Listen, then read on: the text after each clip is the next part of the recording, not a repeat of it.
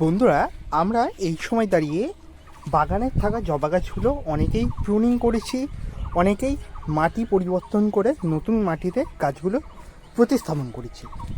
এই সময় দাঁড়িয়ে কি যত্ন নেব বা গাছে কি খাবার দিলে গাছ খুব সুন্দরভাবে বেড়ে উঠবে এবং গরমের মোটামুটি শুরুর দিক থেকেই বলা চলে দাঁড়িয়ে গাছে ভর্তি আমরা ফুল পাবো, সেটাই আজকে আমরা ভিডিওর মাধ্যমে সম্পূর্ণটা জেনে নিতে চলেছি।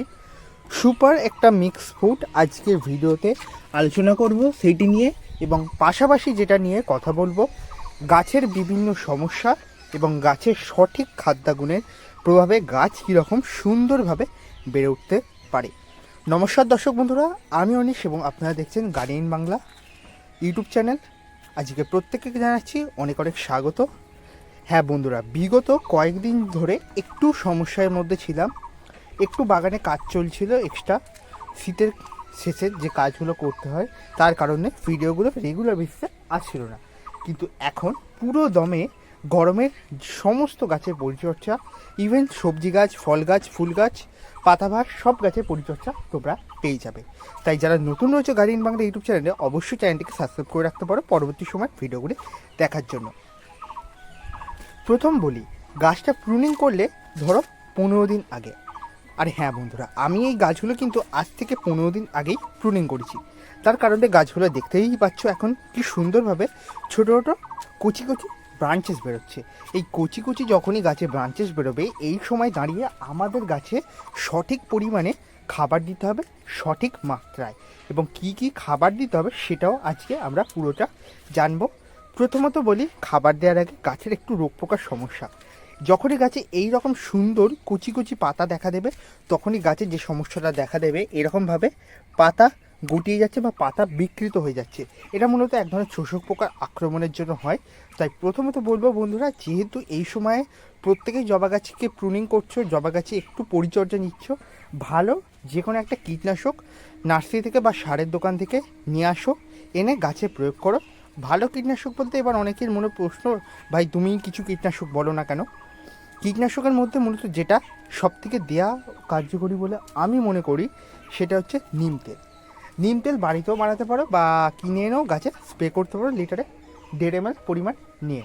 তার পাশাপাশি গাছে এটা প্রয়োগ করা যায় ওস্তাদ বা হামলা বা টাফগড়, রোগর, এরকম ধরনের কীটনাশক রয়েছে। তোমরা যেটা পাবে সেটাই গাছে প্রয়োগ করবে।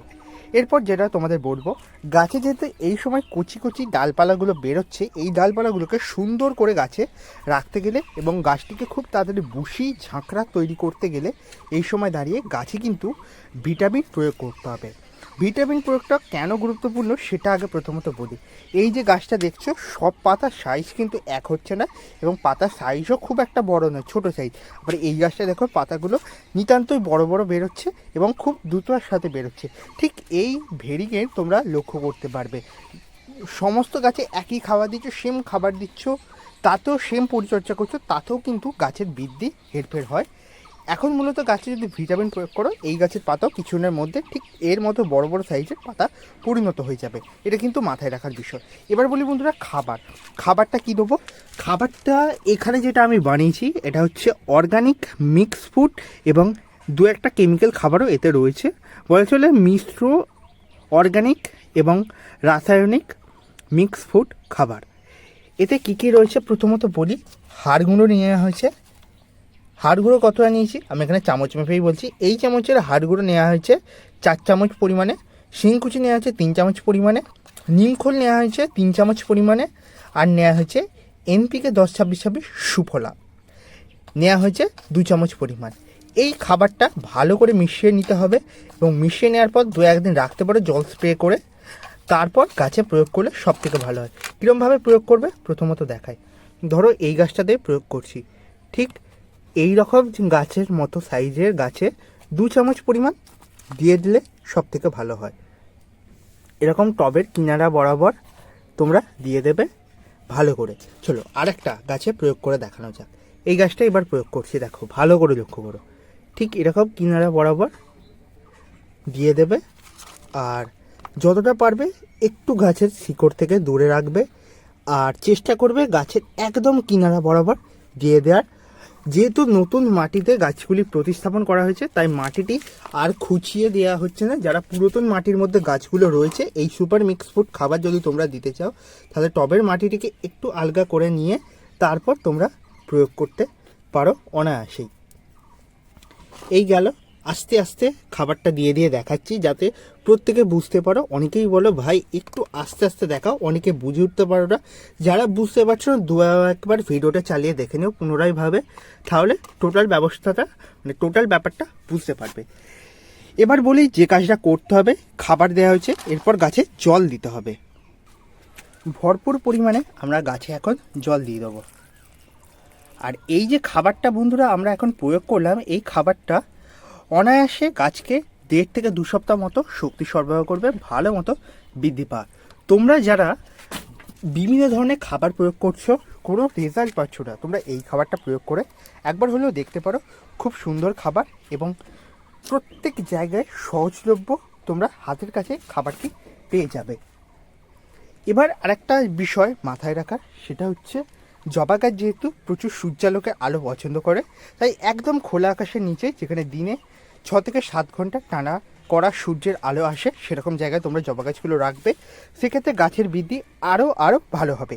এবং যেটা মূল বলার বিষয়, গাছকে সপ্তাহে 2 থেকে 3 বার হলে স্প্রেয়ারের সাহায্যে স্নান করিয়ে দিও, যাতে গাছটি ফ্রেশ থাকে, সেই দিকটা আমাদের মাথায় রাখতে হবে।